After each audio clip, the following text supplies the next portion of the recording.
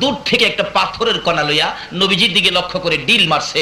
নিষ্ঠুর আবু জাহেলের পাথরের ডিল আস্তে আস্তে নবীজির এই কপালের ডাইন পাশে চুলের গোড়াটা বরাবর পাথর আইসা ঠাস করে লাগছে। মাথা এইভাবে লম্বা হইয়া দুই ভাগ হয়ে গেছে। নবী আমার চাপাইয়া ধরেছে, চোখের পানি ছেড়ে ছেড়ে কাঁদতেছে, মাবুদ কেন গো আমার এইভাবে পাথর মারলো? কে মারলো? ব্যক্তিটা কে? আমি কি করেছিলাম? আবু জাহেল দূরে দাঁড়াইয়া হাসে। আমার নবী কান্দে, চাচা কেন গো এইভাবে আমারে মেরেছো? আমি কি কষ্ট তোমারে দিয়েছিলাম? আবু জাহেল খিলখিল করে হাসতে হাসতে বাড়িতে চলে গেল। আমার নবী কই যাবে? মা নাই রে, বাবা নাই রে। নবীজি মাথায় হাত দিয়ে চাপাইয়া ধরে রক্ত মুবারক জর্জর করে পড়তেছে। কানতে কানতে পাহাড়ের পর পাহাড় পার হইয়া নিরিবিলি বাবলা কাটার জঙ্গলের মধ্যে বসে বসে উম্মতি উম্মতি বলে কান্দে। আবু জাহেল বাড়িতে চলে যায়। জঙ্গলার পশু পাখিরা নবীর ব্যথায় ব্যথিত হয়। বলুন সকল মাখলুকাত আমার নবীরে চিনে কিনা? আরো জোরে কোন চিনে কিনা? আমার নবীকে সকল প্রাণী চিনে, যেহেতু আমার নবী সকল প্রাণীর জন্য রহমত। এবার কান্দে পশু পাখিরা নবীর ব্যথায় ব্যথিত হইয়া। একটা হরিণী ভাবতেছে একা একা কাঁদবো, দেখো না নবীর কেউ আছে কিনা। দৌড়ে যায় নবীজির বাড়ির দিকে, যাইয়া দেখে কেউ বাড়িতে নাই। তালাশ করে কাউরনি পাই, কার কাছে বলবে? নবীর মা নাই, বাবা নাই। অবশেষে দেখে নবীর চাচা আমির হামজা মুসলমান হয় নাই, আসতেছে। হরিণ দৌড়ে যাইতেছে আমির হামজার দিকে। আমির হামজা ভাবলেন হরিণ দৌড়ে ধরতে পায় না, বাড়ির সামনে হরিণ আমার কাছে আসতেছে, কাছে আসার আগেই শিকার করে ফেলবো, তীর ধনুক বাহির করলে। হরিণ ডাকতেছে, প্রভু গো জবান খুলে দাও না, তোমার বন্ধুর পক্ষে কথা বলি। সঙ্গে সঙ্গে আমার আল্লাহ আমার নবীর পক্ষে কথা বলার জন্য জবান খুলে দেয়। যে নবীর ভালোবাসায় হরিণ জবান খুলে পায়, এ নবীর ভালোবাসলে বলুন জান্নাত পাওয়া যায় কিনা? ডাকতেছে, আল্লাহ জবান খুলে দাও। জবান খুলে গেছে। দূর থেকে দেখে, আমির হামজা তীর ধনুক বাহির করেছো, আমারে মারবি। মারার আগে একটা কথা শুইনালো। আমির হামজা কয়, আশ্চর্য, হরিণ কথা কয়, কি বলবে দেখি। দৌড়া যাইয়া জঙ্গলার হরিণ আমির হামজার পায়ে পড়ে গেছে। আল্লাহু আকবার। কপালটা দিয়ে আমির হামজার পায়ের মধ্যে লাগাইয়া কান্দে, আমির হামজা রে আমারে মারিস না, আমারে মারবার আগে তোর ভাতিজার খবর লো। যায়া দেখ তোর ভাতিজার মা নাই, বাবা নাই বলে এতিম পাইয়া রে আমির হামজা। যায়া দেখ আবু জাহেল কেমন মার তোর ভাতিজারে মারছে। জঙ্গলায় বসে বসে রে এতিম নবী কান্দে। আমির হামজা রক্ত সিট মারছে, ঠিক রাখতে পারে না। সতইলে তো ভাতিজা। কয় কি আমার ভাতিজার মা নাই, বাবা নাই, এতিম। এতিম আমার ভাতিজাটারে আবু জাহেল মারছে। হ্যাঁ কি ভাবছে আমার ভাতিজার কেউ নাই? হরিণ পাও ছেড়ে দে, ছেড়ে দে পাও। বাড়ির দিকে যাইতেছে, মেজাজ গরম। ভাতিজারে মারলো, ভাতিজার মাও নাই, বাবা নাই, এতিম পাইয়া আবু জাহেলের মতো বেটা আমার ভাতিজারে মারছে। বাড়ির কাছে যাইয়া শুনে তার বিবি কান্দে। কি কান্দা বলুন তো? মহিলার আমার নবীরে ভালোবাসতো না? সর্বপ্রথম পৃথিবীর জমিনে নবীর ভালোবাসায় জীবন দিয়েছে মহিলা। হযরতে সুমাইয়ার জীবনী খুলুন। সুমাইয়া আমার নবীকে ভালোবাসা দিত। মা বোনেরা গো, দাও না গো আমার নবীর ভালোবাসা। সুমাইয়া আমার নবীকে ভালোবাসা দেওয়ার কারণে নিষ্ঠুর পাষাণ আবু জাহেল সুমাইয়াকে নিরীহ নিরপরাধ গরিব দুর্বল নিরীহ মুসলমান ছিলেন সুমাইয়া, ঘর থেকে জোর করে ধরে এনে মরুভূমির মধ্যে দাঁড় করাইয়া পরনের সকল কাপড়গুলো টাইনা টাইনা খুলে উলঙ্গ করেছে। সুমাইয়া ভল ভাতিজার কথা শুনবি না আমার কথা শুনবি? সুমাইয়া চক্ষুটা বন্ধ করে লজ্জায় চোখ খুলে না। জবাব দেয়, আবু জাহেল তোমার ভাতিজার কথা শোনার জন্য আল্লাহ বলেছে, তোমার কথা শোনার জন্য বলে নাই। এখন আপনারা কি আবু জাহেলের কথা শুনবেন না আল্লাহর কথা শুনবেন? সুমাইয়ার মতো মহিলা আবু জাহেলের কথা শুনে না, শুনে কার কথা? কেন আল্লাহ বলেছে অমাইয়ুতির রাসূলা ফাকাদ আতা আল্লাহ, তোমরা আমার এই নবীর কথাগুলি মানো, তাইলেই হবে আমি আল্লাহর কথা মানা। মহিলা হইয়া আল্লাহর কথা মানে। চোখ বন্ধ। আবু জাহাল তোর ভাতিজার কথা শোনার জন্য আমার আল্লাহ বলেছে, তোমার কথা শোনার জন্য বলে নাই। আবু জাহেল রাগ হয়ে গেছে। এত বড় কথা আমার মুখে মুখে দাঁড়াও, আসতেছি। হাজার হাজার লোকজন চারদিকে দাঁড়িয়ে আছে। সুমাইয়া উলঙ্গ। আবু জাহেল ডাকে, আয় কে দেখবি। সুমাইয়া চোখের পানি ছেড়ে ছেড়ে ডাকে, প্রভু। আবু জাহেল মানুষ দাওয়াত দেয় আমারে দেখার জন্য, শুধুমাত্র তোমাকে দাওয়াত দেয় না। মাবুদ গো, আমি তোমার বন্ধুর পাগল সুমাইয়া দাওয়াত দিলাম, তুমি মাবুদ আমি সুমাইয়ারে দেখা যাও না। ব্যবসা লাগাইছে। আল্লাহ বলেন, সুমাইয়া রে, ও সুমাইয়া, তোর দাওয়াত কবুল করলাম। এদিক দিয়ে আবু জাহেল ঘরের মধ্যে যাইয়া একটা বল্লম নিয়ে আসলেন। বল্লম নিয়ে এসে তলপেটের মধ্যে বল্লম দিয়ে এমন জোরে আঘাত করলো, তলপেট ছেদ্র করে পিছন দিয়ে বেরিয়ে গেছে। উলঙ্গ সুমাইয়া চিৎ হয়ে জমিনে পড়ে গলাকাটা মুরগির মতো নাচতেছে, আল্লাহর আরশ পর্যন্ত কাঁপতেছে। সুমাইয়া জিহ্বাটা বাহির করে দিছে আর ডাকতেছে, মাবুদ তোমার বন্ধুর পাগল হইয়া জীবন দিলাম গো, আমারে তুমি দেখা গেলা না। আমার আল্লাহ বলেন, সুমাইয়া রে, আমার বন্ধুর প্রেমে জীবন দিবে, আমি কি চুপ করে থাকবো? সইতে পারি না। জিবরাইল, আমার বন্ধুর পাগল সুমাইয়া আমারে ডাকে রে, আমারে দেখার জন্য দাওয়াত দিয়েছে, আমি সুমাইয়ারে খালি হাতে দেখতে যাব না রে। জিবরাইল, আমার জান্নাতুল ফেরদাউসটা উঠাইয়া দে, আমি আমার জান্নাত সহ সুমাইয়ারে দেখতে যাব। এটা কিসের বিনিময়? আমার নবীর ভালোবাসার বিনিময়। শুধু সুমাইয়া কেন, বহু মহিলাদের জীবনী খুলে দেখুন। জাবেরের বিবি একটা মহিলা, কত ভালোবাসে, পেটের খিদা, খন্দকের জাহাজ। জাবের বাড়িতে আইছে, বিবি গো, তোমার কাছে কি কোনো খাওনের কিছু আছে? আছে তো। কিসের জন্য? আমার নবীর পেটের খিদা আছে, কিছু দিবে? জাবেরের বিবি কই, স্বামী, এক সা পরিমাণ আটা আছে, আল্লাহর কসম আমি আর একটাও খাইতাম না, আমি আমার নবীরে দিয়া লাইলাম। বিবি, তরকারি কি দিবি? স্বামী, 4 মাসের একটা বকরির বাচ্চা আছে, 4 মাসের ছাগল, 4 মাসের ছাগলটা জব করে দিমু। বিবি, এটা না তুই আদর করে পালতি, 4 মাসের বাচ্চাটা জব করে রাসূলকে দিতে পারবি? বিবি কেমন মহিলা দেখেন। ও মা বোনেরা শোনো না, জাবেরের বিবি কয়, স্বামী গো, শুধু 4 মাসের ছাগলের বাচ্চা কেন, প্রয়োজন হলে নিজের বাচ্চা পর্যন্ত জব করে দিব। আচ্ছা কষ্টি, ঠিক আছে, রুটি বানাও, তরকারি পাকাও। যে রাসূলের কানে কানে বলছে, হুজুর আমার বিবি 4 মাসের একটা ছাগলের বাচ্চা জব করেছে, বিবির কিছু আটা ছিল, রুটি বানাইছে, আপনার পেটে খিদা, হুজুর আপনি আসেন, চুপচাপ আপনি খেয়ে যান। বলুন তো, যে নবী উম্মত ফালাইয়া আরশে যায় না, এই নবী কি উম্মত ফালাইয়া খাইব? আজকে সে নবীর পক্ষে থাকতে রাজি আছেন না? থাকলে কি হবে? এই তো সামনে আসতেছে, এবার ডাকতেছে, বিবি রান্না বাড়া করো, আমি নবীকে নিয়ে আসি। ইয়া রাসূলুল্লাহ, আসেন। নবী কই, যাবের, আমার একা খাউন, আমি তো একা খাবো না, আমার সাথী যা আছে 3000-এর বেশি, সবাইকে নিয়ে খাবো, কারণ সকলেরই তো পেটে খিদা। জাবের কে, হুজুর আমি গরিব মানুষ, হুজুর আমি একজনের খাউন পাকাইছি, একজন, হুজুর আমি সবাইকে খাওয়াইতে পারবো না। আমার নবী কই, যাবে, চিন্তা করিস না, তুই তো গরিব, আমার আল্লাহ তো গরিব না, যা বাড়ি যা, একজনের খানায় 3000 নিয়ে বাইতে খামো।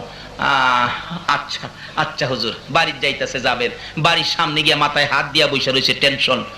নবীজি কইলো, 3000 বাইতে খাইবো, আমার বিবি তো পাক করছে একজনের খানা, আল্লাহই জানে কি জানে কি হয়। বিবি আইসা জিগায়, স্বামী কিসের টেনশন, খাউন কয়জনের পাকাইছস? একজনের। মেহমান কত আইতাছে জানোস? কয় না তো। 3000। বিবি কয়, হাই হাই, আপনি কি কন্যাই বলে একজনের খাউন? আমি কইছি তো। রাসূল কি কইছে? রাসূল বলছে একজনের খাউন 3000 লইয়া খাইব, একজনের খাও 3000। বিবি কেমন বিবি দেখেন, চিৎকার মারছে, স্বামী নো টেনশন। কিসের টেনশন? এ রাসূল যদি বলে একজনের খাউন 3000 খাইব, আমি যে মহিলা, আমার বিশ্বাস 3000 কেন 3 লক্ষে খাইলেও ফুরাবে না। কেন ফুরাবে? চলুন মদিনায় যাই। মসজিদে নববীর কাজ যেদিন হয় নাই, শুরু হয়েছে কাজ। এর মধ্যে বহু খেজুরের গাছ পড়েছে। একটা খেজুরের গাছ মিম্বরের পাশাপাশি ছিল, গাছটা মরে গেছে, শুকনা মরা, শুকনা মরা। রাসূল বলেন, এটা থাক, এটা হেলান দিয়ে খুতবা পড়বো কাজ শেষ না হওয়া পর্যন্ত। মদিনার ঘটনা, উস্তুনে হান্নানা জান্নাহ। খুতবা পরে মিম্বর, বাকি সব কাজ কমপ্লিট হলে রাসূল বলেন, এটার দরকার নাই, গাছটা কেটে ফেলে দিলেন, শুকনা গাছ মরে গেছে। জুমার দিন খুতবা দিবে নবী, কে যেন কান্দে এতিমের মতো। নবী বলেন সাহাবীরা রে দেখ কে কান্দে, আমার মায়া মায়া লাগে। সাহাবীরা বলেন হুজুর কেউ তো কাঁদে না, সব তো হাসি খুশি দেখা যায়, আপনি নবীরে পাইলে সবাই তো খুশি। বলেন কি কান্দে? কে কান্দে? যাইয়া দেখে শুকনা খেজুরের গাছ কান্দে। আল্লাহু আকবার। হুজুর আশ্চর্য, শুকনা মরা খেজুরের গাছ উস্তুনে হান্নানা কান্দে। আমার নবী বলেন কই? ওই তো, এ উস্তুনে হান্নানা, তুমি তো মৃত, শুকায়া গেছো, লাকড়ির সমতুল্য, তুমি কাঁদো কিভাবে? মৃত খেজুরের গাছ জবাব দেন, হুজুর আমি আপনার ভালোবাসার প্রাণ নিয়া কান্দি। যে নবীর ভালোবাসায় মৃত ঘাস কাঁদতে পারে, বলুন এই নবীর ভালোবাসায় জীবনে কে কতটুকুন করেছেন? ভালোবাসা ব্যতীত নামাজ পড়তে পারেন, কাজ হবে না, রোজা রাখতে পারেন, কাজ হবে না, হাজী হইতে পারেন, কাজ হবে না, মক্কা মদিনার ইমাম সাহেব যদি হও, নবীর ভালোবাসা ব্যতীত আমার আল্লাহ পাওয়া যায় না। বলতেছিলাম নবীর ভালোবাসায় শুকনা মরা খেজুরের গাছ উস্তুনে হান্নানা কান্দে। আমার নবী বলেন উস্তুনে হান্নানা রে আর কান্দিস না, আমি তোর জন্য দোয়া করে দেই। কি দোয়া করবেন হুজুর? কথা কয় আল্লাহু আকবার। আমি দোয়া করে দিলে কিয়ামত পর্যন্ত একটা জীবিত খেজুরের গাছ হয়ে যাবি। নবীর দোয়াই হবে কি না? হুজুর এই দোয়া চাই না, শোন আমি দোয়া করে দিলে কিয়ামত পর্যন্ত তোর মধ্যে খেজুর থাকবে। হুজুর এটাও চাই না, শোন আমি কিয়ামত পর্যন্ত দোয়া করে দিব, জীবিত গাছ হবি, খেজুর থাকবে 12 মাস, সারা বছর তোর মধ্যে খেজুর। এমনকি আমি নবীর বরকতের দোয়াই রে উস্তুনে হান্নানা, সমস্ত পৃথিবীর আমার উম্মতেরা তোর কাছ থেকে খেজুর নিয়ে খাবে, সারা জীবন খাবে রে, তোর একটা খেজুর কমাইতে পারবে না। এটা কেমন নবী? যে নবীর দোয়াই খেজুরের গাছের বরকত, কিয়ামত পর্যন্ত সমস্ত পৃথিবীর মানুষ খাবে, একটা খেজুর কমাইতে। সারা পৃথিবীর মানুষ যদি নবীর দোয়ার বরকতে খেজুর খাইতে পারে, তাহলে একজনের খাউন 3000-এ খাইতে পারবে না। জাবেরের বিবি কই, স্বামী কিসের টেনশন? নো টেনশন, চিন্তা করবেন না, আসক রাসূল, মেহমান আইতাছে। জাবের তো টেনশন করতেছে, হাই কি জানি হয়, কি জানি হয়। মেহমান বাড়িতে আইসা পড়ছে 3000, যাইয়া ডাহে জাবের, ও জাবের তুই গরিব মানুষ, এত বড় আয়োজন কেমনে করলে? গরিব মানুষ তুই? জাবের বলেন আয়োজন করেছি নবীর সাহাবীরা, আয়োজন করেছি। কেমনে করলে তুই গরিব মানুষ? হিসাবটা কত? হিসাব কইতাম না, এটা আল্লাহ আল্লাহ রাসূল জানে। কইব কিভাবে? খাউন তো একজনের আইছে 3000, আল্লাহ আল্লাহ রাসূল জানে। এক গরিবের বাড়ির পিসাব হুজুর গিয়ে উঠছে, অনেক সময় পিসাব আসে না, মুরিদটা একটু গরিব আর কি, গরিবের বাড়ির যে পিসাব হুজুর উঠছে, কিন্তু মুরিদের ঘর 2 দিন যাবত চুলায় আগুনই জ্বলে না। পিসাব হুজুর যায় বলতেছে, হ্যালো সকালে নাস্তাও খাই নাই, পেটে খিদা, রাঙ্গামাটির থেকে আসছি, রান্না বাড়া করতে কয়, আমি গোসলটা কইরা আসি, খানা খামো। পিসাব গোসল করতে গেছে, কালু তার বিবির লগে পরামর্শ করে, বিবি কি করবি, ঘরে তো কিচ্ছুই নাই, আমার ব্রেনে ধরে না। তাই পিসাবের পাঞ্জাবির পকেটও হাতাইতেছে, পাঞ্জাবি খুইলা থুইয়া গেছে না, হাতাইয়া দেহে 80 টাকা আছে, 80 টাকা নিয়ে এই বাজারে গেছে, বাজার 70 টাকার করছে। তখন তো সস্তা ছিল জিনিসপত্র, একেবারে ভালো ভালো বাজার, 10 টাকা আরো বেশি হয়েছে। বাজার কিরা পাকশাক কিরা পিসাবের সামনে দিলে, পিসাব খায় আর জিগায়, কিরে কালু তুই গরিব মানুষ, এত সুন্দর বাজার, রান্না বাড়া এত আয়োজন কিভাবে করলি? কালু কয়, হুজুর আপনাদের দোয়ায় আল্লাহর রহমত, আপনারাটাই তো আপনারে খাওয়াই। পিসাব ভাবছে আমার দোয়াই বুঝি তার রুজি রোজগারে কিছু বরকত হয়েছে, আরো বেশি কিনা খাইতেছে।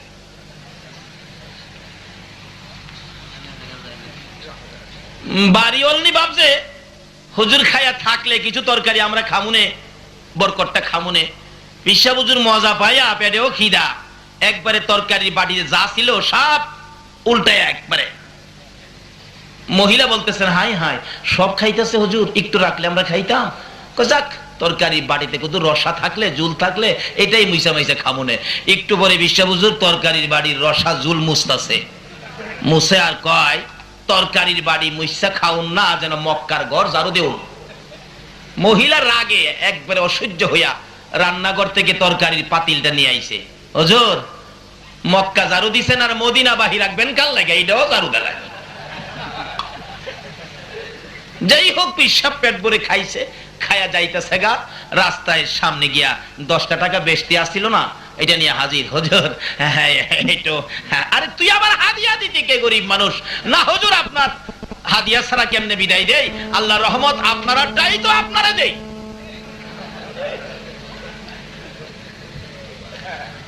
হাদিয়া পাইয়া 10 টাকা পকেটে থুইয়া যাইতেছে আর ধারণা করতেছে আগের আসছিল 80, অহন পাইলাম 10, কত হইছে? আরেকটা মুরিদও গেলে 10 টাকা পাইলে তো 100 পুরা হবে। চিন্তা করতে করতে যাইতেছে, রাস্তায় গিয়া হাত দিলেন, 10 টাকা বাহির করছে, 80 টাকা খুঁজে, এই পকেটও নাই, এই পকেটও নাই, ব্যাপারটা কি? 80 গেল কই, 80 গেল কই? অবশেষে বৈশা চিন্তা করে, হায় হায়, হ্যাঁ যে কইছে আমারটাই আমারে খাওয়া, তো হ্যাঁ আমার টাকা ঢেনে বাজারটা করছে। জাবের রে জিগায়, যাবে তুই গরিব মানুষ, এত আয়োজন কেমনি করলি? জাবের কো আল্লাহ রহমতে, আল্লাহ আল্লাহ রাসূল জানে, আমি জানি না। ইয়া রাসূলুল্লাহ, আমি কিন্তু এই কথা কইছি, আল্লাহ আল্লাহ রাসূল জানে। আল্লাহ রাসূল কই যাবে, ঠিক কইছো, চিন্তা করিস না, আর রুটি তরকারি সব নিয়ে আয়, খাওয়াইতে শুরু কর, আসেন খান। পেটের খিদা তো 3000 মেহমান হগলে আইছে, যাবের কইবমু বা শুনদে, যাবের কে হুজুর 3000 একবারে খাওয়াইতে পারবো না, আমার এই জায়গা নাই, আমি গরিব মানুষ। কতজন একবারে বসাইতে পারবি? হুজুর 10 জন করে বসাইতে পারবো। 10 জন কিতাবে আসছে, যাবের বলছে 10 জনের কথা, তোমরা 10 জন করে আসো। সাহাবীরা নবীর কথা মানেনি? বলুন, নবীর কথা মানেনি?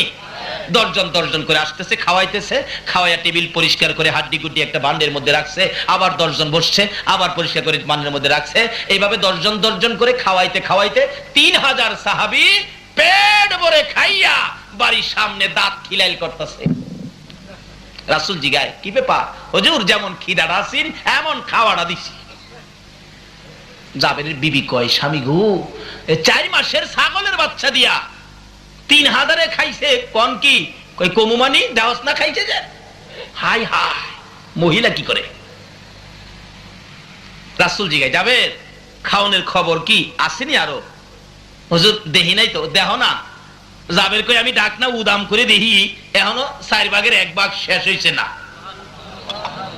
জাবেরের বিবি কই, কোন কি? হ, হাই হাই, আমার দেওয়া বকরির মধ্যে এত বরকত হইছে, 4 মাসের বাচ্চা। আচ্ছা 4 মাসের একটা ছাগলের বাচ্চা জব করে বোনা করে দিলে একজনে খাই লাইবেন, এমন খাওইন না? আছেন না? হেন আছেন? আছেন? দেখি কে খাইতে পারবেন? একজনও নাই? কে খাইতে পারবেন? মাশাআল্লাহ, একজন পাইছি। আরে শিখেন না, এখন যদি খাওয়া না শিখেন, আমার এই নবীর পক্ষের মেহমান বেহেশত গেলে খাউন ছুড়ে হইব না বড় হইব? এখন যদি 4 মাসের বকরি না খাইতারেন, তাহলে হেন খাইবেন কিভাবে? নাকি নবীর সাথে যাইবার নিয়ত নাই আপনারা? বেহেশতে যাইবেন আপনারা? আল্লাহর কসম, আজকে যারা নবীর পক্ষে বসে আছেন, আপনারা হাসরের ময়দানে নবীর পক্ষের মেহমান হবেন। বেহেশতের মধ্যে নবীজি 3টা মেয়ের সাথে বিয়ে হবে, জালালাইন শরীফের ঘটনা। 3টা মেয়ের সাথে বিয়ে হবে, আর আপনারা থাকবেন এই নবীর পক্ষের যাত্রী। আল্লাহ পাক হাসরের দিন বলবেন, ও ফেরেশতারা, ওই আমার বেহেশতের বিবাহ হবে, যে জামাই আইতাছে, জামাই সাথের মেহমান, এরা পার হয়ে আইবে, তো ফুলসিরাতের ফুলটা একটু ঠিকঠাক করে দে। আল্লাহু আকবার। সকল নবী রাসূলের উম্মতের জন্য হবে হীরার চেয়ে দার, চুলের চেয়ে চিকন, আর আখিরি নবীর উম্মতের জন্য আল্লাহ বলবেন ফুলসিরাতের ফুল ঠিকঠাক করে দে। ফেরেশতারা বলবেন, খোদা গো কিভাবে ঠিকঠাক করব? জিবরাইল কোথায়? জিবরাইল হাজির হবে। জিবরাইল, আমার বন্ধুর পক্ষের মেহমান আইতাছে, আজকে বেহেশতের বিবাহের অনুষ্ঠানের জামাই আর বরযাত্রী আইতাছে, তারা ফুলসিরাতের ফুল পার হয়ে আসার জন্য জিবরাইল তোমার 600 নূরের পাখা বিছায়া দাও। আজকে যারা বসে আছেন এখানে পার হবেন ফুলসিরাতের ফুল জিবরাইলের পাখা দিয়ে। আল্লাহু আকবার। পার হয়ে আসবেন আর বলতে থাকবেন, শুনছিলাম ফুলসিরাতের ফুল হীরার চেয়ে দার, চুলের চেয়ে চিকন। কে যেন বলবেন, ও আখিরি নবীর উম্মতেরা, ও নবীর মেহমানেরা, পার হয়ে যাও, তোমরা জামাই সাথের মেহমান, তোমাদের জন্য বেজাল নাই, জিবরাইলের নূরের পাখা দিয়া পার হয়ে যাও। আচ্ছা, ওই দিন যে জামাইয়ের সাথে খাইবেন, খাওনটা ছোটখাটো হবে না বড় হবে? বড় হবে কি নবীরে ভালোবাসা দিয়া না না দিয়া? নবীর পক্ষে থাইকা না না থাইকা? এবার খাওনটা কত বড় হবে? ওই দিন বড় খাওন কিভাবে খাবেন? আজকে যদি রাজি না হন, 4 মাসের ছাগলের বাচ্চা খাইতে পারবেন এমন কে কে আছেন? হাত তুললা দেখাই না দেখি আমারে। মাশাআল্লাহ, এবার অনেকে তুলছে, খাইতে পারবো। মাশাআল্লাহ, নারে তাকবীর। আমরা খাইতাম না, খাইতো কে? নারে রিসালাত, নারে গাউসিয়া। আল্লাহ তুমি কবুল করো, সকলে বলো না। জাবেরের বিবি কয়, স্বামী 4 মাসের ছাগলের বাচ্চা এত বরকত হইছে, আরো রইছে, বিশ্বাস করস না? আর গলাটা চিপাদা দিয়ে দেখ, এই যে দেখ। বিবি কয়, স্বামী গো, আমারে কিন্তু একটু বরকতের বাগ দিয়েন, আমার একটু বরকতের বাগ দিয়েন। রাসূল জিগায়, জাবের রে, তোর বিবি গুনগুন করে কি কয়? হুজুর, এই বরকতের তরকারি থেকে আমার বিবি একটু তরকারি চাইতেছে। এই বকরির বাচ্চাটা, ছাগলের বাচ্চাটা আমার বিবির ছিল, আপনার ভালোবাসায় দিয়ে দিছে। তাই নাকি? আচ্ছা, তাহলে একটা কাজ কর, কি এই 3000 মেহমান খাওয়ার পরে হাড্ডি গুড্ডিগুলি কোথায়? জাবের, হুজুর হাড্ডিতে কি করবেন? তরকারি তো আছে। আরে হাড্ডিটা নিয়ে আস না আমার কাছে। জাবের হাড্ডির ভাণ্ড নবীর সামনে নিলে জাবেরের বিবিও তাকাইয়া রইছে। আমার নবীর ডাইন হাত মোবারক হাড্ডির মধ্যে লাগাইয়া উপরের দিকে তাকাইয়া কি যেন বললেন, হাতের সাথে একটা 4 মাসের ছাগলের বাচ্চা বাহির হয়ে গেছে। এই নবীকে ভালোবাসা দিলে লাভ হবে না লস হবে? হাড্ডির থেকে ওই জাবেরের বিবির ভালোবাসার পুরস্কার আমার আল্লাহ দেন। আমার নবীর হাতের সাথে হাড্ডির থেকে বকরির বাচ্চা বাহির হইয়া যায়। মা বোনেরা গো, ভালোবাসা দাও না এই নবীকে। ভালোবাসা দিলে তোমরা দুজাহানের ধনী হইয়া যাইবা। যে নবীর ভালোবাসা আমার আল্লাহ বুঝাইতে চায়। নামাজে দাঁড়াইছে, নামাজ পড়বেন 5 ওয়াক্ত, প্রথম পড়তে হবে সুন্নত। বলুন প্রথম কি? বলতেছিলাম, এই নবী নামাজরত ছিলেন, আবু জাহেল কপালের মাথা মুবারকের চারা ফাটাইয়া দিলেন, জংলায় বসে বসে কান্দে। আমির হামজার বিবি খবর পাইয়া বাতিজার মায়ায় কান্দে। আমির হামজা বাড়ির সামনে, খেয়াল আসেনি কথাটা? আমির হামজা বলেন, বিবি তুমি কেন কান্দো? বাতিজার ব্যথাই কলিজা মানে না, তুমি আবার কেন কাঁদো? এবার জবাব দেন বিবি, স্বামী গো ভিতরে আসেন। স্বামী, কি মনে একটা দুঃখ, যে দুঃখ এই পর্যন্ত কোনোদিন মনে আসে নাই। কি দুঃখ রে বিবি? স্বামী গো, আমার বাতিজা মোহাম্মদ, মা নাই বাবা নাই, এতিম। আবু জাহেল বলে মাথাটা ফাটাইয়া দিছে। বাতিজা বলে জংলায় বসে কান্দে, তোমার 2টা পায়ে দড়ি, আমার বাতিজারে আইনা দাও, আমি মায়ের মতো আদর করব। বলুন কার মতো আদর করব? আরো জোরে কোন কার মতো? আরো জোরে কোন কার মতো? তাহলে বোঝা গেল মা একটা ব্যক্তি, মায়ের মতো আদর আর কেউ করতে। মানুষ দেখবেন আদর করলে, মানুষের একটা মহিলা আদর করলে কয়, এই মহিলাটার আদর দেখলে মার কথা মনে হয়। তাহলে বোঝা গেল সবচেয়ে আদর কে করতে পারে? আরো জোরে কোন কে? এই মা কি আমাদের আছে? হয়তো কারো আছে, কারো নাই। এই মারে কি কষ্ট দিছেন?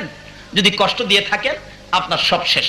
নামাজ শেষ, রোজা শেষ, হজ শেষ, জাকাত শেষ, টুপি দাড়ি পাঞ্জাবি শেষ, মুফতি মুহাদ্দিস সব শেষ। আজকে একটা খবর শুনলাম আমার এক বন্ধুর কাছে, একজন আলেম তার মাকে প্রত্যেকদিন একবার পিটাইতো। আচ্ছা বলুন তো, এই আলেমের দাম কি আছে? রাসূল বলেছেন, তোমার মায়ের পায়ের নিচে তোমার জান্নাত। আর এই রাসূলের কথা মানার জন্য আল্লাহ বলেছে, আর আল্লাহর কথাও মানে না, রাসূলের কথাও মানে না, মারে পিঠায়। এলাকার মহিলারা পর্যন্ত এই মায়ের দুঃখে দুঃখিত হইয়া কাঁদে। আল্লাহ কয়, আর তোকে সুযোগ দেওয়া যায় না। আলেম হইলে কি হবে? অন্যায় করলে কি আল্লাহ ছাড়বো? সবচেয়ে বড় আলেম আছেন ইবলিস। কি খান বাহাদুর? ইবলিস। কিন্তু তার মধ্যে বেজাল ছিল বিদায় আজকে লানতের তক্ত গলায় দিয়ে জাহান্নামী বানায়া বের করে দিছে। কাজী আলেম হইলেই হবে না, নবীর পক্ষের আলেম হও, নবীর ভালোবাসার মালা গলায় লও।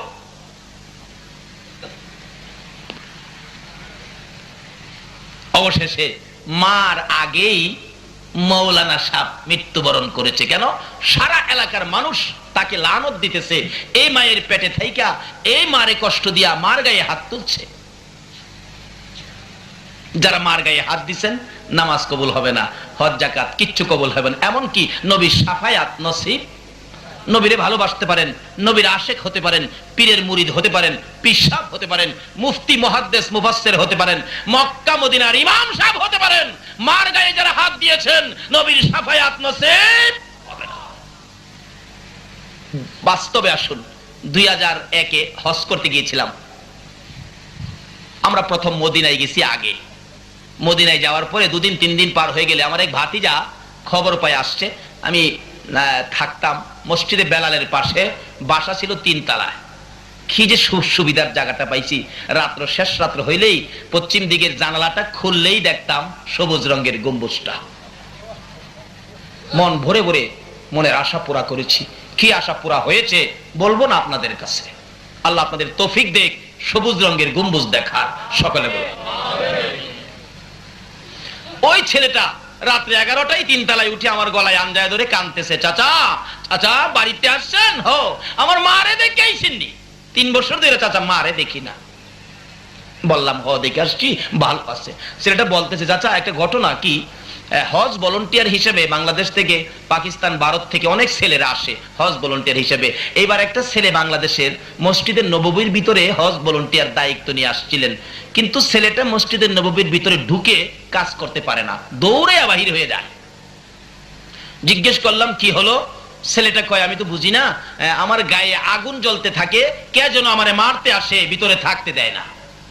তা আমরা ভাবলাম যে নতুন আশ্চর্য, বাড়ি ঘরের জন্য মায়া, কিছু টাকা আমরা সকলে মিলে দিলাম, কয়েকদিন বাহিরে থাকো, এ টাকা খরচ করে খাও, ঘুরে গাড়ি দেখো, মনটা শান্তি হোক, আবার কাজে এসে ডুইকো। 2-4 দিন পরে আবার ঢুকলো, ঢুকার পরে সে একতাই ভিতরে ঢুকলে দৌড়ে বাহির হয়ে যায়, মসজিদের নববীর ভিতরে থাকতে পারে না, শরীরে আগুন জ্বলে, কে জানি মারতে আসে, একবারে অসহ্য থাকতে পারেই না। আমরা সকলে মিলে রাত্রে বসলাম, কিরে তোর কি হইলো, আসল কথা কও তো। ওই বাঙালি ছেলেটা হজ ভলান্টিয়ার কাঁদতেছে আর বলতেছে, সঙ্গীরা আমাকে দেশে পাঠায় দাও, এই মসজিদের নববীতে চাকরি সম্ভব হবে না। কেন?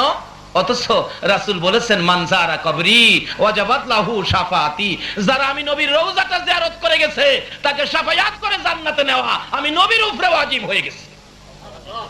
নবী রওজা যারা জিয়ারত করেছেন, ভক্তি শ্রদ্ধা ভালোবাসার সহিত রাসূল আপনাকে শাফায়াত করে জান্নাতে নিবে। শুধু আপনাকেই নিবে না, 400 জাহান্নামীকে জান্নাতে নেওয়ার অনুমতিও দেওয়া হবে। এই নবীর সাথে সম্পর্ক রাখতে রাজি আছেন না? আসুন না, শেষ কথাই চলে যাচ্ছি। এবার এই যুবকটা বলতেছেন, সঙ্গীরা আমি চাকরি করতে পারবো না, আমার দেশে পাঠাও। থাকতে পারবো না, বুঝেছি কেন যে আমারে থাকতে দেয় না। কেন কেন?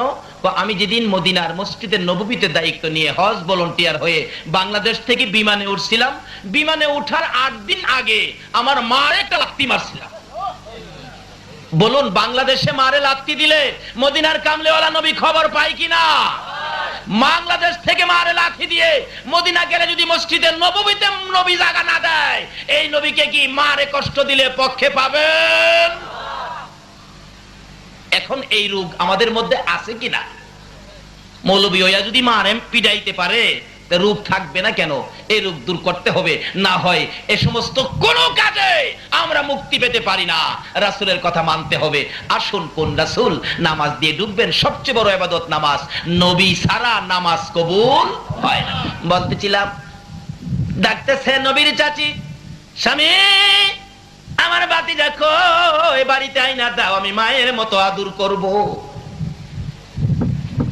আইনা দাও না। মা নাই বাবা নাই বলে আবু জাহেল মারবো? আমরা কোন দিনের লেগে আছি? আমির হামজা বলেন, বিবি তোর বাড়িটা বাহিরি করলাম, আর ভিতরে ঢুকাবো না, ভাতিজাকে নিয়ে আসবো, আবু জাহেলকে বিচার করব। আবু জাহেলের বাড়ির সামনে যাইয়া ডাক মারছে, আবু জাহেল বেরিয়ে আসো। পার্শ্ববর্তী বাড়ি, এ আবু জাহেল বেরিয়ে আয়। আবু জাহেল বেরিয়ে আসলে, আমির হামজা কেন ডাকছো? তুই বলে আমার ভাতিজারে মারছস। কে কইলো? মারছি একটা, মাথাটা মাত্র ফাড়াইছি। এমনি আমির হামজা চিৎকার মারছে, আবু জাহেল রে, আমার ভাতিজাটার কেউ নাই রে। আবু জাহেল মাও নাই, বাবাও নাই, ছোট কাল থেকে এতিম, আদর করার কেউ নাই। আমার এমন এতিম ভাতিজাটারে তুই কেমনে মারলি রে? তোর কি মায়া হলো না, দয়া হলো না? তুইও তো জানোস আমার ভাতিজা জীবনে কোনোদিন বাবা কইয়া ডাকতে পারে নাই রে। আবু জাহেল কি অপরাধে ভাতিজারে মারলি? হে আবু জাহেল কি অপরাধে মারলি? আয় আমার কাছে আয়। কোনো দোষ করেছিল? না। গালি দিয়েছে? না। তাহলে কেন মারলি? আমার ভাতিজা জীবনে কেউ আদর পায় নাই রে। এমনি করে নিষ্ঠুর পাষাণ আবু জাহেলের দিকে আগাইয়া যায় আমির হামজা, তরবারিটা দিয়ে এমন জুড়ে আঘাত করলো, আবু জাহেলের ভাগ্যের ক্রমে উল্টা পিঠ লাইগা মাথা ফাইটা গেছে, কারে নাই, চাপা দিয়ে ধরছে আর ডাকতেছে, রে আমির হামজা এইভাবে আমারে মারবি? আমি তো কোনোদিন ভাবতে পারি নাই। আমির হামজা চোখের পানি চেড়ে চেড়ে কান্দে, রে আবু জাহেল একটা আঘাত করেছি, এখনো তোর মার শেষ হয় নাই, বল আমার ভাতিজা কই রে? এখন যদি আমার ভাতিজার খবর না দিতে পারবি, আমি আমির হামজা তোর গলাটাও কাইটা ফালাইমু। কাইটালামু তোরে, ছাড়বো না তো। আমার ভাতিজা ছোট কাল থেকে বাবা হারা, মা হারা, এই ভাতিজাটা তুই মারছস। তারপরও আমার ভাতিজা জীবনে কাউরে গালি দেয় নাই, দিছে দিছে, জীবনে কার ক্ষতি করে নাই। আমি দেখেছি আমার ভাতিজা 24টা ঘন্টারে গুনাহগার উম্মতের জন্য কাঁদছে। বল আমার ভাতিজা কোথায়? না হয় একটা কাই সামনে যেতে দেব না। আবু জাহেল এইভাবে মাথা চাপাইয়া ধরে ধরে ডাকতেছে, আমির হামজা রে আমার আর মারিস না, আমি দেখছি তোর ভাতিজা রক্তে লাল লাল হইয়া এই দিক দিয়ে কানতে কানতে ওই পাহাড়ের পর পাহাড় পার হয়ে গেছে। আমির হামজা ঘোড়াটারে চালাইছে, ঘোড়ারে চল ভাতিজারে জংলাই রাইখাই আমি বাড়িতে আসবো না। যাইতে যাইতে যাইতে যাইতে বহু দূর চলে গেল, ভাতিজার সন্ধান পায় না। বাবলা কাটার জংলা ঘোড়া নিয়ে যাওয়া যায় না, ঘোড়াটা পাহাড়ের নিচে রেখে আমির হামজা তরবারিটা হাতে লইয়া একটা দৌড় মারে আর চিৎকার মেরে ডাক মারে, ভাতিজা রে আমি তোর চাচা আইছি রে ভাতিজা, কই খুঁজে পাওয়া যায় না। আমির হামজা বলেন, আমি একটু উঁচু পাহাড়ের উপর ওইটা দাঁড়াইয়া চারদিক দেখতেছিলাম, হঠাৎ দেখি একটু দূরে পশুরা চারদিক ঘেরাও করে আছে, পাখিরা গাছের ডালে বসে বসে কান্দে। ভাবলেন পশু যখন আমার কানে ভাতিজার খবর দিল, ওখানে হয়তো কিছু হতে পারে। আমির হামজা বলেন দৌড়ে যাইয়া দেখি আমার ভাতিজা রে বসে বসে কান্দে। পিছন দিয়ে আনজায়া ধরছে বাবা মুহাম্মদ সাল্লাল্লাহু আলাইহি ওয়াসাল্লাম, কেন কান্দো গো বাবা? আর কেঁদো না, আমি তোমার চাচা আইছি। ও ভাতিজা আর কাঁদতে হবে না, আমি তোমার চাচা আইছি। আমার নবী চাচার কণ্ঠের আওয়াজ পাইয়া পিছনের দিকে মাথা টুকুন ঘুরাইয়া, চাচার চেহারা বাবার কিছু আকৃতি আছে। আল্লাহু আকবার। চাচার চেহারার মধ্যে বাবার কিছু আকৃতি থাকে কিনা? আমার নবীর আপন চাচা ছিলেন বীরে আমির হামজা। এবারে পিছনে তাকাইয়া ডাক মারছে, চাচা গো আমার বাবা নাই গো, আমার মা নাই গো। চাচা এই যে দেখেন আমার কপালের চারা মুবারক কিভাবে আবু জাহেল পাঠাইছে। আমার নবীর কান্না দেখে আমির হামজা চোখের পানি রাখতে পারে না। বাবা গো আর এইভাবে কেঁদো না, আমি সইতে পারি না, আর কাঁদতে হবে না, আমি আবু জাহেলের মাথা ভেঙে দিয়েছি।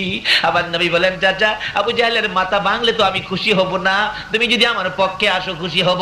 আমার নবী চাচা বলেন, বাবা উঠো উঠো, আমি তোমার পক্ষে যাব। জোরে জোরে কন্যা সুবহান। হ্যাঁ বাবা আসো, আমি তোমারে ভালোবাসবো, আমি তোমার পক্ষে যাব। আগে ঘোড়ার পিষ্টে ওঠো, বাড়িতে নিয়ে যায়, তোমার জন্য তোমার চাচি পাগল হয়ে গেছে। মা বোনেরা হও নাই আমার নবীর জন্য পাগল। মদিনার মহিলারা কত পাগল ছিল নবীর জন্য। নবীর জীবনে খুলন, নবী যুদ্ধের ময়দানে যাবে, একটা মেয়ে 6 মাসের একটা বাচ্চা ছেলে কোলে লইয়া একটা মহিলা নবীর সামনে দাঁড়াইয়া খালি চোখের পানিগুলো মুছতেছে। নবী বললেন, মহিলা কান্দো কেন? হুজুর আপনি যুদ্ধে বুঝি যাবেন? হুজুর গো আমার মন মানে না, না জানি আপনার কলিজার মধ্যে কেউ আঘাত করে। হুজুর আমার আর কেউ নাই, কাকে দিব আপনার সঙ্গী বানাইয়া? আজকে কোন মায়ের সন্তানেরা রে আমার নবীর পক্ষে বসেছে? কারা গো এ নবীর আলোচনা শোনার আয়োজন করেছে? মহিলাটা দৌড়ে যাইয়া চোখের পানি মুছে, হুজুর আর কেউ নাই আপনার পক্ষে দেওয়ার জন্য, আমার 6 মাসের ছেলেটা আপনি কুলে করে নিয়ে যান, আমার কেউ নাই আপনার পক্ষে, আর কারে দেব? নবী বলেন, এই 6 মাসের বাচ্চা নিলে কি হবে? সে কি তীর মারতে পারবে, যুদ্ধ করতে পারবে? আমার নবী এই বলতে থাকলে মহিলাটা জবাব দেন, হুজুর আমি তো জানি ছেলেটা তীর মারতে পারবে না, কিন্তু আমার যে কলিজা মানে না, আপনার নবীকে না জানি কেউ কষ্ট দেয়, হুজুর আমি কি করব? আমি তো যাইতে পারি না, মহিলা যাওয়া নিষেধ হয়ে গেছে। হুজুর তীর যদি মারতে নাও পারে গো, আমি মা হইয়া বলতে পারি একটা কথা, আপনার নবীর গায়ে যদি কেউ তীর মারতে চায়, এই তীরগুলো আপনার গায়ে লাগার আগে আগে আমার 6 মাসের ছেলেটাকে তীরের সামনে তুলে ধরে রাখবে। আল্লাহু আকবার। ইয়া রাসূলুল্লাহ, ইয়া গাউসুল আজম জিন্দাবাদ, জিন্দাবাদ, মাশাআল্লাহ মাশাআল্লাহ, জিন্দাবাদ জিন্দাবাদ। আল্লাহু আকবার। কুল কায়নাতের নবী, এই নবী আমরা নবী, জোরে জোরে বলুন সুবহান। এই নবী থাকলে বলুন তো আমরা আর কোনো চিন্তা আছে? কিন্তু নবীর পক্ষে আসেন, কি সমস্যা? এই নবীরে নিয়ে কত টানাটানি করে না। কেউ কেউ নবীরে মাড়িদা বানাইছে, আবার কেউ কেউ নবীরে নূরদা বানাইছে। আচ্ছা আপনারা কি মাড়ির পক্ষে না নূরের পক্ষে? যারা মাড়ির চশমা লাগাইছে এরা কি দেখে? আমার বাচ্চা 10 বছর বয়স, হ্যাঁ চোখ উঠছে, আপনাদের এদিকে চোখ উঠে না? এটা কি কন আপনারা? চোখে গরম পড়ছে, লাল হয়ে যা, তাকাইতে পারে না, বাতাস লাগলে কষ্ট হয়। আমার কই আব্বু আমার চোখে তো গরম পড়ছে, কি করব, চাইতে পারি না। তখন কালা গ্লাসের একটা চশমা দিলাম যাতে বাতাস বুতাস কম লাগে। হ্যাঁ চশমা লাগাইয়া কই আব্বু কি সব দি কালো? আচ্ছা আসলে কি সব কালো না হের চশমাটা কালো? আসলে নবী মাড়ি না, হ্যাঁ মাড়ির চশমা লাগাইছে। কে কোন দিকে নিবেন? চশমার দোষে মাড়ি হইছে, আসলে নবী নূর। কি বলেন, নবী কি? খালি নবী না তো, নবীর দুই মেয়ে বিয়ে করেছিলেন হযরত উসমান গনি রাদিয়াল্লাহু তাআলা, যার নামের লকব জিন নুরাইন। যেই মৌলবীরা নবীরে মাডি কয়, এই মৌলবীয়া উসমান গনির নাম কয়া জিন নুরাইন কয়। আমার বাইক গেলে কয় মাডি, মাডো গেলে কয় মাডি। কিতাব পড়ে বলা কয় উসমান গনি জিন নুরাইন, অর্থাৎ নবীজির দুই মেয়েকে উসমান গনি বিবাহ করেছিলেন বিদায় উসমান গনিকে দুই নূরের অধিকারী বলা হয়। নাকি কোন মৌলবী কথাটা অস্বীকার করতে পারবো? নোহালির একবার কইছি ইনকো আয় হরিত্তারি লেহিত্তারি না, মানে এরারে পানি কোয়াইতে পারবেন না। নোহালির কেউ থাকতারেন রাগেন না, পানি হ্যাঁ কোয়াইতে পারবেন না। মাস্টার বলতেছে লেখ পানি, হ্যাঁ লেখছে পয়াকার পা দৈন্তান্ন ঋষিকার নি হানি। এই আবার পয়াকার পা দৈন্তান্ন ঋষিকার নি হানি। এই দু তিনবার যখন দমক দিছে লেখ ষষ্ঠী আর কই ষষ্ঠী, হ্যাঁ কই স্যার আই লেরিত্তারি হরিত্তারি না। হেরা কিতাবে পড়তারে কইতে, আমরা পড়তেও পারি কইতেও। আল্লাহ কো আমিও তোমরা তিনটা পুরস্কার দিতে পারি। লম্বা হয়ে গেছে, সংক্ষেপ। এই নবীর পক্ষে থাকুন, এই নবীকে ভালোবাসুন, যার ভালোবাসায় কুল কায়নাত। যে নবীর ভালোবাসায় আমার আল্লাহ এত কিছু করেছে, আমরা কি সে নবীর একটু ভালোবাসা দিতে রাজি আছি না?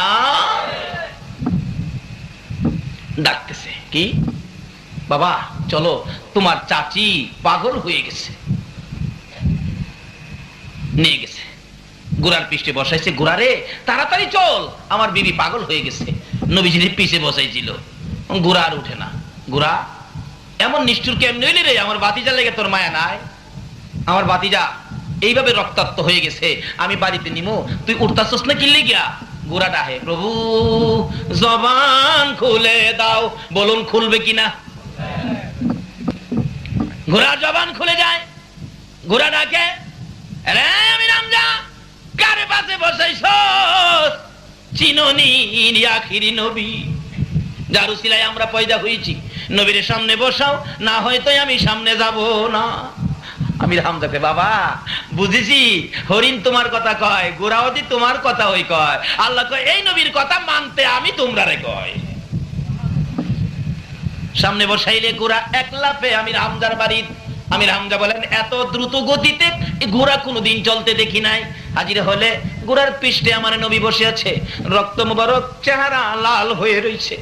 আমির হামজার বিবি ঘরের কোনাটার মধ্যে দাঁড়াইয়া বাতিজার অপেক্ষায় আছে। গোড়া কাছে আইসা গেলে আমির হামজার বিবি দেখে বাবা মোহাম্মদ গোড়ার মধ্যে বসা, রক্ত মুবারক লাল, দুইটা হাত বাড়াইয়া ডাক মারছে, বাতিজারে আয় আমি তোরে মায়ের মতো আদর করব। আমার নবী গোড়ার থেকে দুইটা হাত বাড়াইয়া নামছে, চাচি আমার মা নাই বাবা নাই, আপনি কি আমার মায়ের মতো আদর করবেন? হাতে ধরে ঘরের মধ্যে নিয়ে বসাইয়া নবীর চাচি আমির হামজার বিবি রুমাল ভিজাইয়া ভিজাইয়া কপাল মোবারকের রক্ত মোবারক পরিষ্কার করলে, মাঝখান দিয়ে আবু জাহেলের পাথরের আঘাতের দাগ, ফাটা কপাল বেরিয়ে গেছে। আমার নবীর চাচি কান্দে, বাবা মোহাম্মদ কি অপরাধ করেছিলা? তুমি কি আবু জাহেলকে মারছো? না চাচি। গালি দিছো? না। ক্ষতি করেছো? না। ধাক্কা দিয়েছো? না। তাহলে কেন মারলো? চাচি গো আমি তো নামাজের মধ্যে ছিলাম, আল্লাহ পাওয়ার রাস্তা দেখানোর জন্য নামাজের মধ্যে আবু জাহেল আমাকে দিল মারছে। আমার আল্লাহ বলেন বন্ধু গো, আমির হামজার বিবিকে এই অবস্থা দেখাইয়া তাদেরকে সাক্ষী বানাইয়া সমস্ত পৃথিবীর মানুষের কাছে তোমার এই দুঃখের ঘটনাটা আমি কানে কানে পৌঁছাইয়া দিব। এই দুঃখে দুঃখিত হইয়া তোমার ভালোবাসা লইয়া কেউ যদি 2 রাকাত ফজর সুন্নত আগে পড়ে 5 ওয়াক্ত নামাজ পড়ে রে বন্ধু, কথা দিলাম বিনা হিসাবে বেহেশতে ঢুকাইয়া দিব। নামাজ পড়বেন, আগে নবীরে ধরেন। নবী ব্যতীত নামাজ আল্লাহ বুঝাইতে চাইতেছে। আগে সুন্নত ফরজের কথা কইলাম, আপনারা মানেন না। ফজরের নামাজ 4 রাকাত, 2 রাকাত সুন্নত, 2 রাকাত ফরজ। আগে কি পড়তে হবে?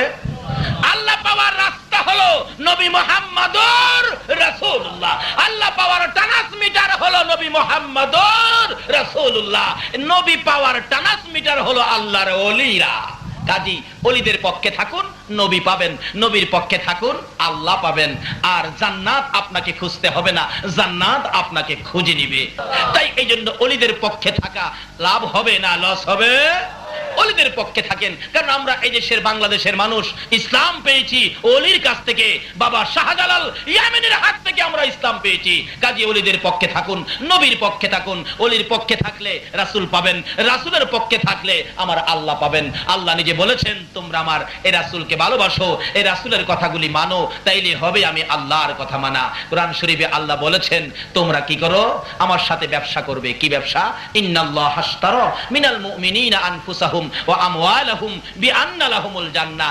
আমি এক কিসিমের লোকদের সাথে ব্যবসা করি। আল্লাহ বলছে নিশ্চয়ই আমি মুমিনদের সাথে ব্যবসা করি। মুমিন হওয়া যায় কিভাবে? নবীজির ভালোবাসায়। নবী বলেছিলেন ওমর নামাজ পড়ে, এদিকে আসো, রোজা রাখে, এদিকে আসো, সব করে।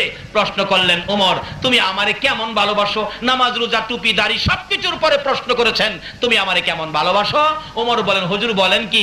আপনার ভালোবাসায় আপন পিতার কেল্লা কেটে দিয়েছি। আপনাকে খুব ভালোবাসি, বাবার চাইতেও ভালোবাসি। রাসূল বলেন তুমি মুমিন হও নাই। হুজুর কোন কি? আমি আমার ছেলে মেয়ে, বিবি বাচ্চা, ধন সম্পদ সবচাইতে বেশি ভালোবাসি।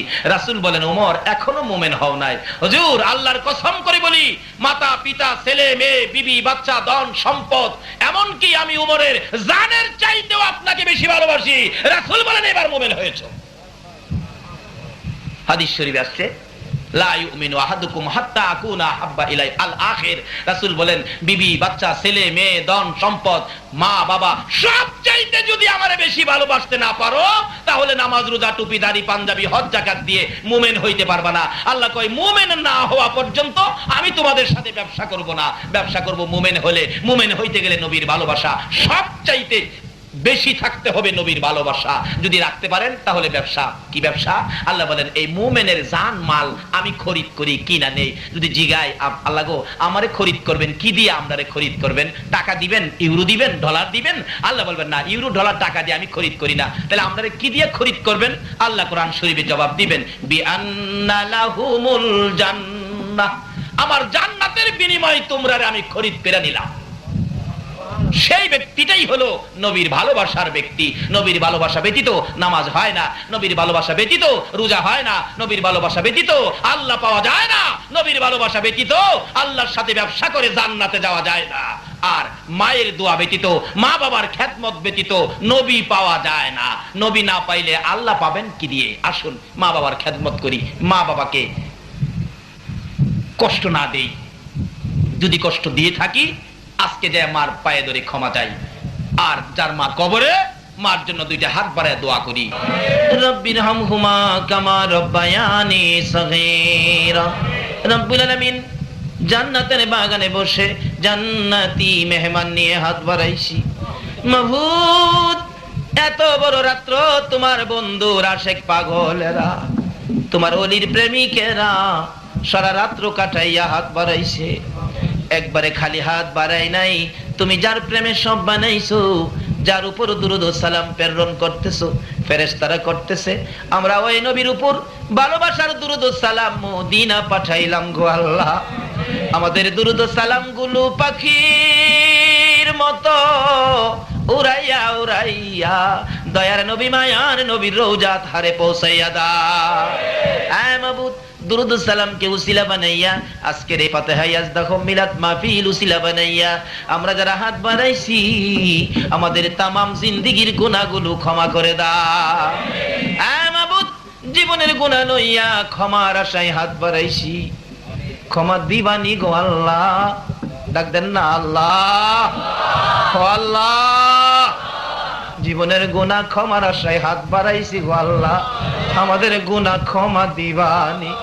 মউত, আমরা কে কত গুনাহ করেছি তুমি হিসাব জিগাইও না। হিসাব যদি জিগাও আমরা লজ্জা পাবো গো আল্লাহ। আজকের জন্য কে নামাজি কে বেনামাজি কাউরে কিছু কইও না, কে মেয়ে কে পুরুষ কে যুবক কে বুড়া কাউরে কিছু জিগাইও না। তোমার ওলি তোমার বন্ধুর ভালোবাসার উসিলাই আমাদের সকলের জীবনের গুনাহ ক্ষমা করে দাও। মাবুদ, ক্ষমা চাইলাম জীবনের গুনাহ। আজকে যদি ক্ষমা না করো কালকে তো তোমারই ক্ষমা করতে হবে। তাহলে ঘুরাইয়া দিলে ফিরাইয়া দিলে তোমার কি লাভ হবে গো আল্লাহ। আমার নবী 63 বছর জিন্দেগি গুনাহগার উম্মতের জন্য কাঁদছে গো আল্লাহ। এখনো 24টা ঘন্টায় নবী মদিনায় শুয়ে শুয়ে কাঁদে। আমাদের গুনার জন্য আমার নবীরে আর কাঁদায়ও না।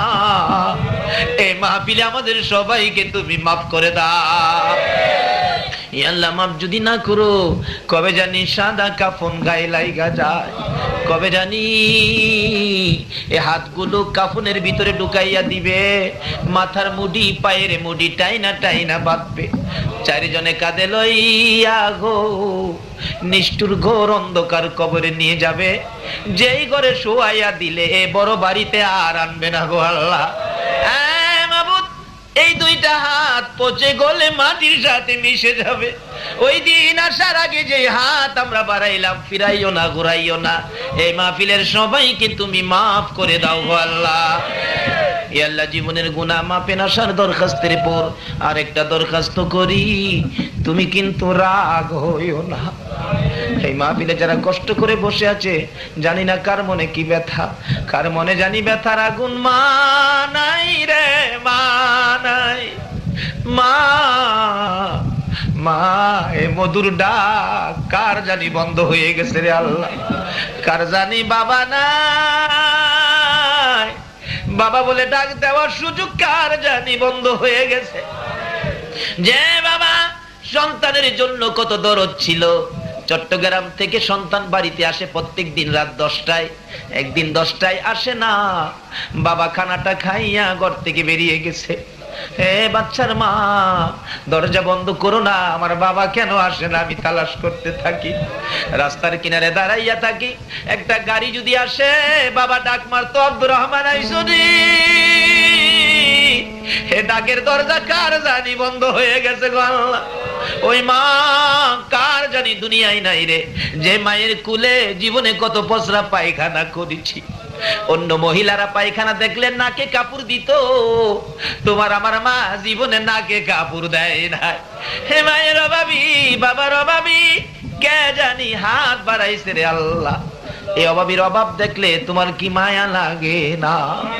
কুরবানির ঈদের দিন গরু বাজারে যাবে, ঈদের 2 দিন আগে গরু কিনবে একটা ছেলে। গরুর কাছে যাইয়া যাইয়া খালি কান্দে। জিজ্ঞেস করলাম, বাবা কাঁদো কেন? টাকা কি চুরি হয়ে গেছে? না হুজুর। কাঁদো কেন? পেটে কি ব্যথা হয়ে গেছে? না হুজুর। কেন কান্দো? ছেলেটা জবাব দেয় চোখে পানি লইয়া, হুজুর এই যে দেখেন আমার বয়সের ছেলেরা বাবার পছন্দে বাবা লইয়া গরু কিনতেছে, আমি কান্দি, আমার বাবা নাই গো, কার পছন্দে গরু কিনবো? বাবার অভাবী, মায়ের অভাবী কে জানি। মায়ের অভাবীরা কি করে নিজে দেখেছি।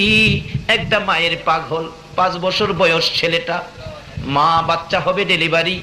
এলাকার মহিলারা কয় অবস্থা ভালো না, হসপিটালে পাঠান। মা বুরকা পড়তেছে, ছেলেটা বারবার মায়ের কাছে যায়, আম্মু তোমার চোখে পানি কেন? ব্যথা উঠে গেছে। বাবা চোখে পানি, হসপিটালে যাইতেছি। কেন? বাবারে মহিলারা কয় আমার অবস্থা বলে ভালো না। ছেলেটা ডাকে, আম্মু হসপিটালে গেলে কোন সময় আসবা? আমারে নিবানি? না তোমারে নিতে পারবো না। তাহলে তুমি কোন সময় আসবা? বাবা আমি তো বলতে পারি না। মা গো দেরি করো না গো মা, তাড়াতাড়ি চলে আইসো। তুমি যদি রাত্রে বাড়িতে না আসো আমি কার গলায় ধরে ঘুমাবো? মা কান্দে, বাবু পারবনি আমার বাবা আমার গলায় ধরে ঘুমাইতে। মায়ের কান্না দেখি ছেলেটা বারবার প্রশ্ন রাখতেছে, মাগো এইভাবে তুমি কান্দো কেন, ব্যাপারটা কি? মা দুইটা হাত বাড়াইছে, আয় আমার পাশে আয়। বাচ্চাটারে বুকে লইয়া মা দুই গালে চুমাইয়া চুমাইয়া কান্দে। বাবা গো হসপিটালে যাই, তুমি তোমার নানার কাছে থাকো। বাচ্চাটা আবার জিজ্ঞাসা করে, মা কোন সময় আসবা? মা জবাব দেন, বাবা যাইতেছি, অবস্থা বলে ভালো না রে বাবা। যদি তোমার ভাগ্য ভালো হয় মায়ের মুখ দেখবি রে বাবা, ভাগ্য যদি খারাপ হয় জীবনে আর কোনোদিন মা কইয়া ডাকতে পারবি না। বাচ্চাটা চোখের পানি ছেড়ে ছেড়ে কান্দে। মা রিক্সা করে রওনা হয়েছে, একটু পরে পরে বাচ্চাটার দিকে তাকাইয়া ডাক মারে, বাবু আমি পারবো নি এই বাবারে আমার বুকে লইতে। বাচ্চার দিকে তাকাইয়া তাকাইয়া মা বিদায় হয়ে গেছে। হসপিটালের মধ্যে চিকিৎসা শুরু হলো। রাত্র 10টা বাইজা গেছে, কোনো খবর আসতেছে না। বাচ্চাটা একটু পরে পরে জিগাই, নানা গো আমার আম্মু যে আসে না, আমি কার গলায় ধরে ঘুমাবো? একটু পরে একটা যুবক ডাকতেছে, চাচা বাড়িতে আসেননি? হসপিটালের খবর জানেননি? না চাচা গো আপনার মেয়ে হসপিটালে মারা গেছে। নানা চিৎকার মেরে ডাকে, মামুদ রে আমার নাতি কার গলায় ধরে ঘুমাবে? জীবনে কি আর মা কইয়া ডাকতে পারবে না? মা কইয়া কি আর ডাকতে পারবে না? ছেলেটা জিগাই, নানা তুমি কান্দো কেন? জবাব দেন, নানা হ্যাঁ নাতি তুমি ঘুমাইয়া যাও, সকালে তোমার মায়ের কাছে নিয়ে যাবো। রাত্রে 12টার দিকে লাশ বাড়িতে আইসা গেছে। মহিলারা ডাকতেছে, বাচ্চাটারে ঘুম থেকে জাগাইয়া তার মাকে জীবনের শেষ দেখা দেখাইয়া দাও না। তার নানা বলে, না না ঘুম থেকে জাগাইস না, মৃত দেখলে সে ভয় পাবে, দাফন করে ফেলছে। সকালবেলা ডাকতেছে, নানা চলো না মায়ের কাছে যাই, বিকালে যাব। বিকাল হইলে কান্দে, নানা গো চলো না মায়ের কাছে যাই, সকালে যাব। সকাল হইলে বিকাল, রাত্রে হয়ে গেলে পরের দিন রোজার ঈদ ছিল।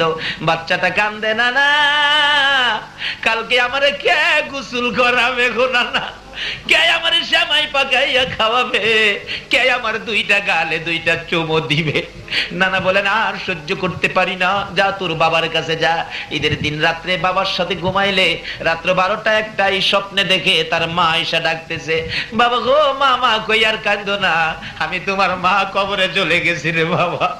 ছেলেটা বাবার গলায় ধরে কাঁদে, বাবা গো আমার মা বলে কবরে চলে গেছে, জলদি করে আমার মায়ের পাশে নিয়ে যাও না।